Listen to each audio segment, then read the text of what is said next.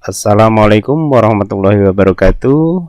Eh, Bapak Ibu peserta workshop pembuatan media pembelajaran interaktif atau MPI. Setelah Bapak Ibu menghasilkan sebuah karya media pembelajaran berupa media pembelajaran interaktif yang dapat diakses oleh siswa, kita juga dapat menjadikan karya kita tersebut menjadi sebuah karya inovatif, yaitu karya teknologi tepat guna yang dapat dijadikan bahan untuk penilaian angka kredit yang nantinya bisa dinilai oleh tim penilai angka kredit bila mana memenuhi syarat-syarat tertentu, yaitu memenuhi persyaratan sebagai sebuah karya yang dilaporkan dan dipublikasikan, karena ini adalah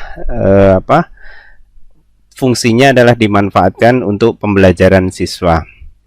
Bapak Ibu, bagaimana sistematika dari laporan pembuatan karya teknologi tepat guna ini? Bisa kita lihat sistematikanya sebagai berikut. Yang pertama adalah judul. Di sini kita beri kategori sederhana atau yang kategorinya bisa rumit. Nah, ini poinnya berbeda. Kalau sederhana itu nilainya 2, kalau yang rumit itu kalau Bapak Ibu mampu membuat yang dengan yang rumit bisa dinilai 4. Nah, di sini terdiri dari judul. Ini asal sekolah kita tulis. Dan yang kedua, selanjutnya adalah ini halaman pengesahan. Ini hanya oleh kepala sekolah saja. Kemudian halaman selanjutnya adalah kata pengantar. Di sini ada daftar isi, daftar tabel bila ada, daftar gambar juga bila ada, kemudian daftar lampiran. Selanjutnya di buku 4 tidak secara spesifik disebut di bab-bab, namun di sini saya membuatnya terdiri dari 5 bab. Nah, di sini kita bisa lihat pendahuluan, kajian pustaka, kemudian rancangan, kemudian penggunaan karya teknologi ini di sekolah, kemudian penutup yaitu simpulan dan saran, daftar pustaka dan lampiran. Nah, di sini bentuk laporan karya inovatif bisa terdiri dari 4 bab ataupun bisa juga terdiri dari 5 bab. Itu terserah Bapak Ibu sekalian, karena di buku 4 juga tidak ditentukan jumlah babnya. Namun di sini saya membaginya menjadi 5 bab. Yang pertama itu pendahuluan, terdiri dari latar belakang. Di sini ada rumusan, tujuan, dan manfaat. Kemudian yang di bab 2 pada umumnya adalah kajian pustaka. Ini terdiri dari pengertian media dan lain-lain, bisa kita tuliskan di sini.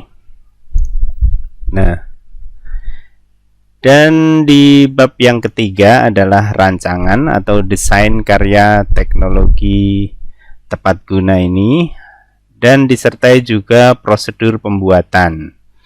Biasanya di sini dimulai dari ide dasar. Ide dasarnya apa Bapak Ibu membuat media pembelajaran tersebut.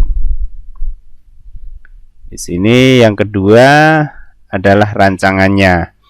Dan pada umumnya pembuatan media pembelajaran itu menggunakan metode R&D atau Research and Development. Kalau Bapak Ibu kesulitan untuk mengikuti langkah-langkah R&D atau Research and Development, karena R&D itu ada beberapa, yaitu metodenya Borg and Gall, ada metode EDDI, ada metode 4D. Tapi Bapak Ibu juga bisa mengemasnya hanya dengan best practice juga bisa, karena intinya adalah pembuatan media pembelajaran tersebut sudah diimplementasikan atau sudah digunakan di kelas Bapak Ibu masing-masing.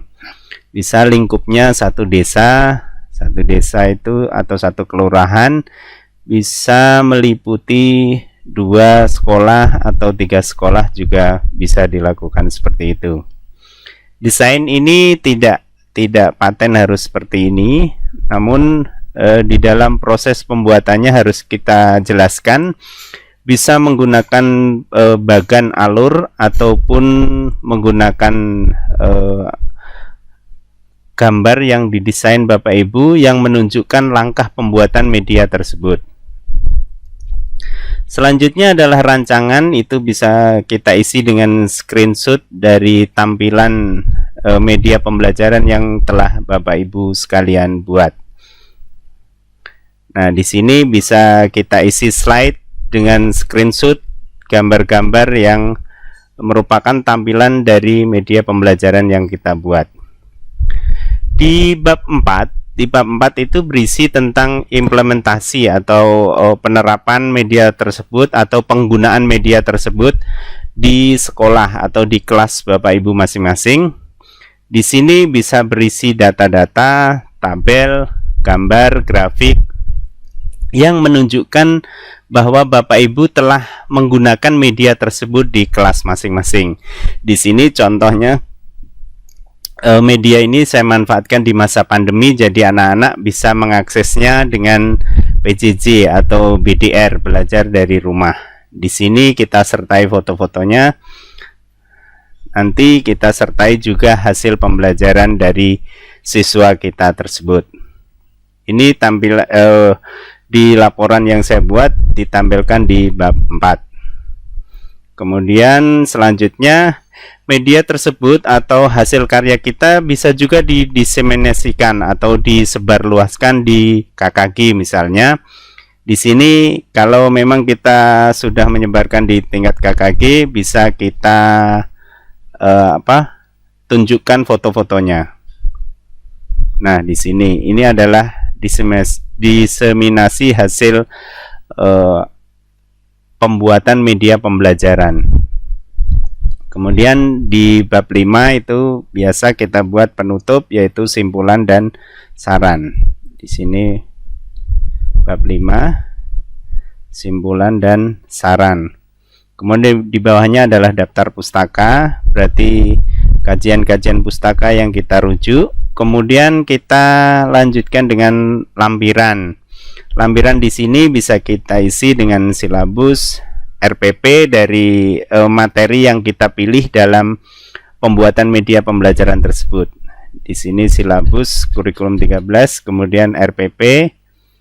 Nah, di sini tadi fokusnya adalah di mata pelajaran PPKN, yaitu tentang nilai-nilai Pancasila, pengamalan nilai-nilai Pancasila. Nah, dilanjutkan di sini juga ada penilaian. Ada siswa kita yang kita nilai. Nah, itu kurang lebihnya adalah seperti itu Bapak Ibu. Jadi Bapak Ibu bisa membuat laporan ini, sekiranya dari hasil workshop ini Bapak Ibu bisa menghasilkan 1 poin dari untuk kenaikan pangkat adalah pengembangan diri dari sertifikat ini, dan minimal 2 poin dari laporan atau hasil karya Bapak Ibu berupa media pembelajaran interaktif yang bisa dinilaikan menjadi sebuah karya inovatif asalkan disertai dengan laporan yang representatif dan bisa dinilai oleh tim penilai. Bapak Ibu, demikian kiranya paparan saya tentang laporan karya inovatif berupa karya teknologi tepat guna yang bisa Bapak Ibu buat sebagai unsur karya inovatif dalam pengembangan keprofesian berkelanjutan. Kurang lebihnya mohon maaf. Billahi taufik wal hidayah. Wassalamualaikum warahmatullahi wabarakatuh.